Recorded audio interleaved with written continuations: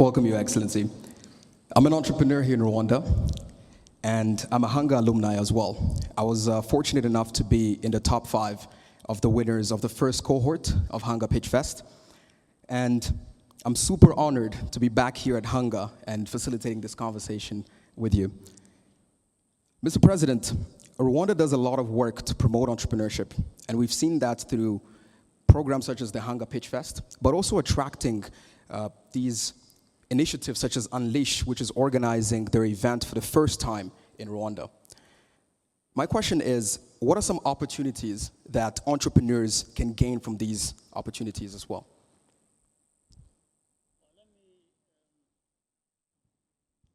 Let me first of all give my thanks to everyone who has participated in making this happen, and most especially Unleash and Mr. Fleming and others who have joined us today and have in many ways contributed a lot to what we have been trying to build. UNDP, Hakim, thank you for being here, and all the work you've been doing with and through the UNDP to do a lot of work, and of course our government system and other partners who are here, who Susan Buffett Foundation, and there are many. I don't want to risk leaving anyone behind, but just know that by saying what I'm saying, I wanted to appreciate you and the partnership we have forged with our country.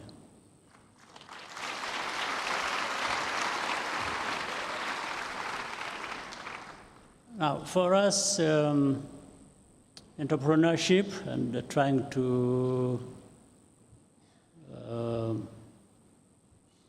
work with the young people, the talent, and people trying all the best they can to, come out and express themselves and do whatever they can do to. It's a responsibility, first of all, we have as a government, as the leaders, because there is so much locked in there with the young people, with the young talent. Sometimes they have no opportunity to discover even their own talent until somehow people work together to be able to achieve this. So in Rwanda, therefore, we have identified this as a major way of developing our country, our people, and beyond our country, more so the continent. Our continent needs this kind of thing. So first, we identified it as very important. Second, we find ways of making sure that we grow on this path as fast as possible. I think the rest comes naturally out of all that. Thank you very much.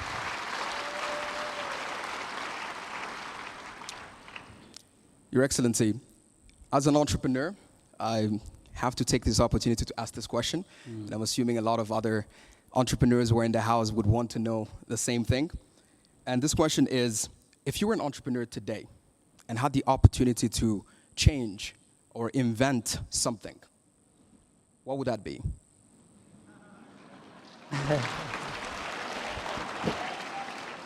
Yeah, it's like you are taking me back in my past, maybe reminding me of things I missed doing, and which I would have loved to. Let me tell you a story. As a young person, growing up, I was fascinated by planes. I had a love for planes. Even way before I even had an opportunity to step on the plane. I just used to see and be fascinated by that. In fact, from that, I thought I would, if I had had the opportunity, I would become a pilot or an engineer from that. That didn't happen. By the up to this day, I still have a passion with aircraft. So it didn't happen. I ended up in completely different places. And I'm trying to do my best in that as well. So therefore, I was so much absorbed. In the end, I discovered later on that meant aerospace technology, or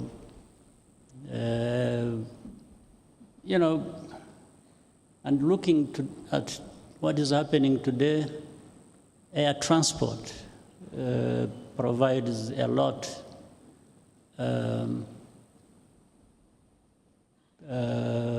Contributes a lot, and both in terms of the engineering and technology part of it, but also the facilitation of what it does. And in the end, like looking back today,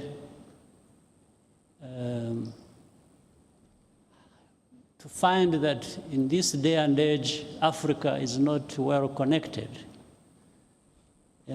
From that time, I was thinking about being a pilot. To this day, Africa is not well connected, but there are planes all over the place. And so how can we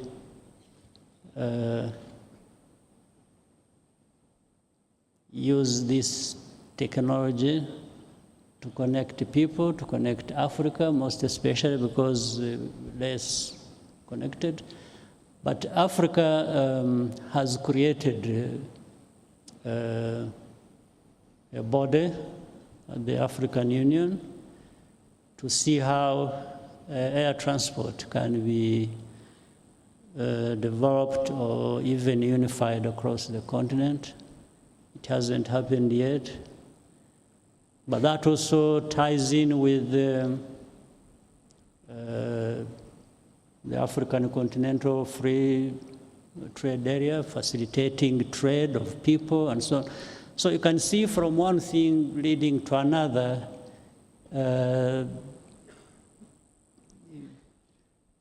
You've taken me back, so I'm trying to tell you now, I'm using those ideas to see what I would do and change. I would change a number of things. Today, people are talking about, we have like electric cars. People are now thinking about electric airplanes, and it is going into green technologies, making sure that there is less pollution in our atmosphere. So I can go on and on and on, but I think in a way the train left the station, so I'm just. But I know there are many young entrepreneurs. There's a lot of talent in this room, so I'm just encouraging you to, this is the time for you to do what some of us were not able to do and change things. So, this is your time, and it is the moment Thank you very much, Mr. President. Thank you. Yes, that's a very good segue into the next section. We would love to open it up to the public and take at least 3 questions from the crowd. We'll start with the middle part. If there's, yes, there's a question.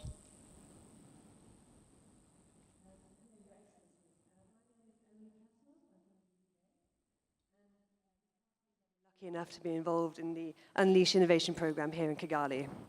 In Unleash, we focus on how youth can achieve sustainable development goals through innovation. Can you tell us what Rwanda is doing to incorporate youth in its vision towards transformation? Thank you. Yeah, from the beginning, one, we think about our people. We have centered everything on our people. And that means when you are thinking about the future, you're already looking at the young ones growing and what they can do for themselves, for their country. So we invested and we continue doing so in education. That means giving them where to start from and as they grow. And therefore have also created institutions to facilitate that. Like we, over time, and it cuts across. It's not just within Rwanda or Rwandan. We work with others from outside. We have the African Leadership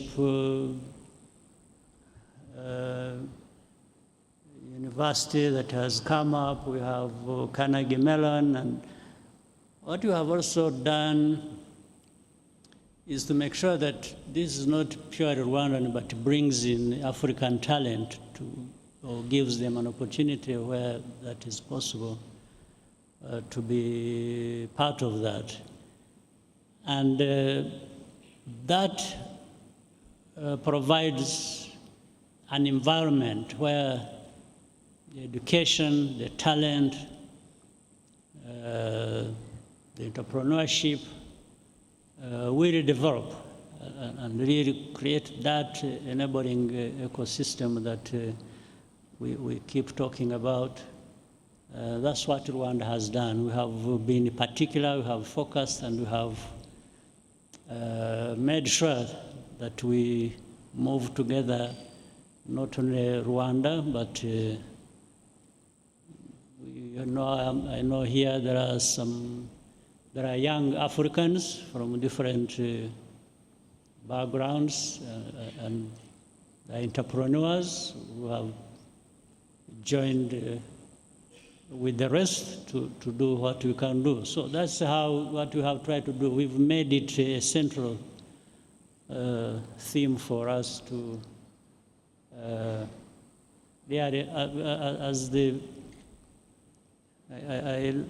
I like the name Unleash. I think it does the thing. It allows.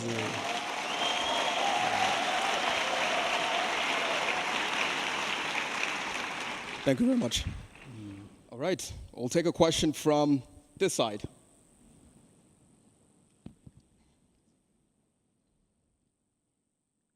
Thank you. Your Excellency, my name is Jantin Doba, the CEO and co-founder of Highq Africa, and we are credit financing fast-moving consumer good merchants in Africa. As a startup founder, I would like to start by thanking you for the great infrastructures and opportunities put in place to make sure that startups in Rwanda thrive as a proof of concept country. And my question is, what are some of the opportunities that Rwandan-based startups can leverage on to scale up continentally and globally? Thank you. Well, to begin with, this coming together like now or at any other time, as we have seen, brings awareness and allows people to think beyond what we see in a narrow sense or are just around us. With that comes such opportunity that people will be able to identify a number of things that are within the support system as we have created it.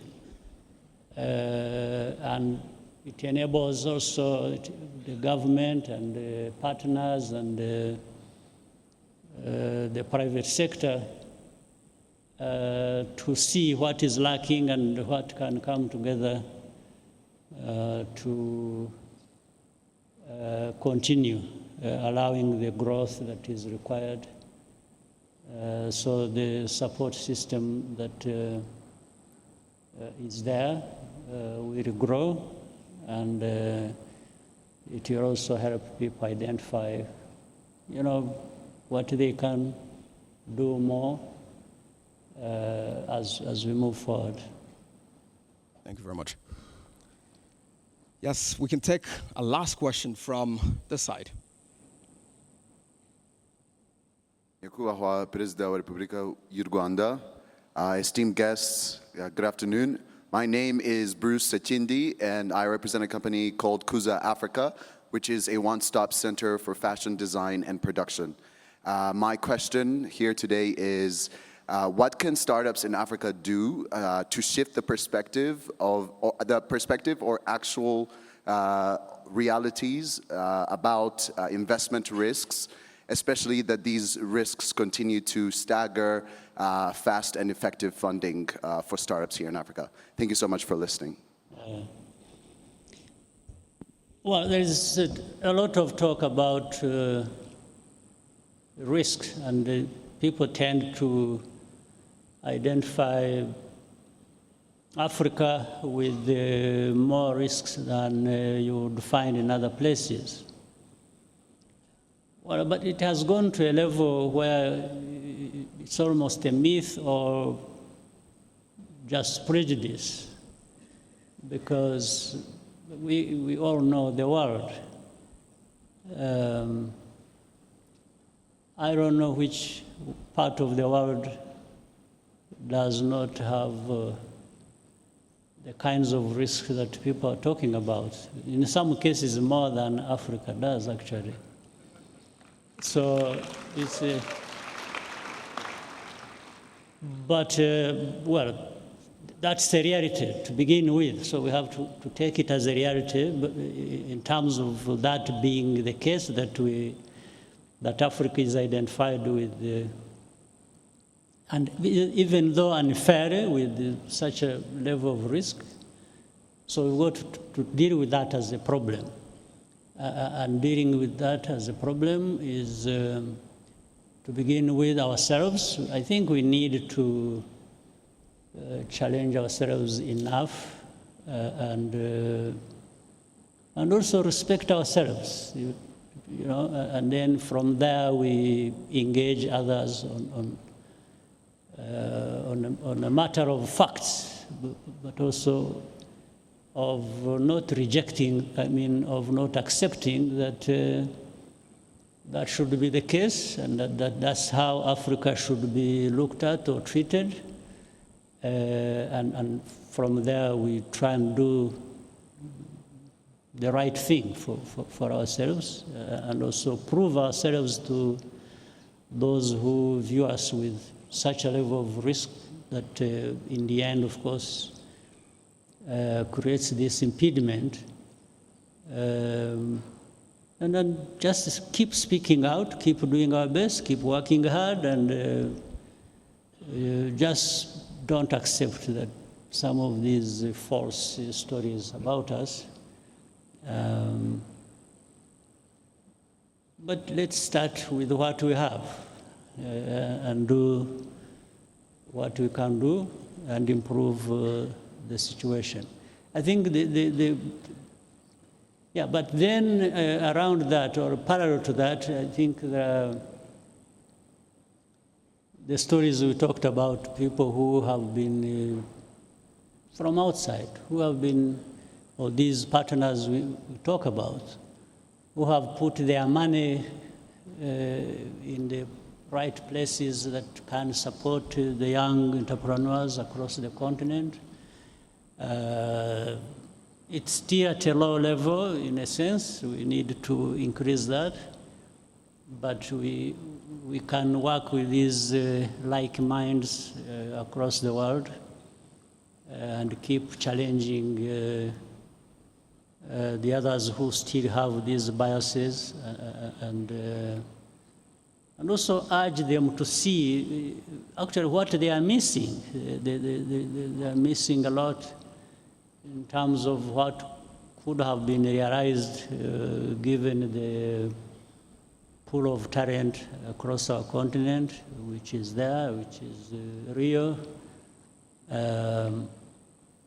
Yeah, we just don't have to give up or even despair, but just increase our energy and hard work that we can put into it.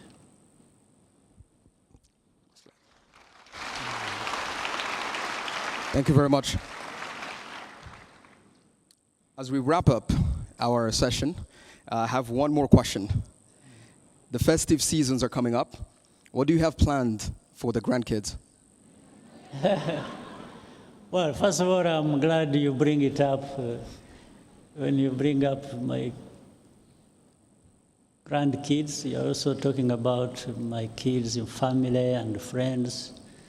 So we always have something to do around these days. So the best thing is to be together as a family and just spoil ourselves and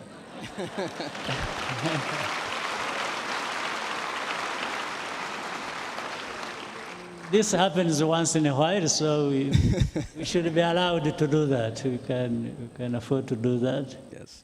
So for sure, we are looking forward to this, and we have a package for that. Yes. That's the time some of us take some rest and enjoy everything that family and friends can provide. Yes. Yeah. Your Excellency, thank you so much for your time. This marks the end of our fireside chat. We welcome you to join the audience as we move on to the next section. Thank you very much. Thank you very much. Thank you.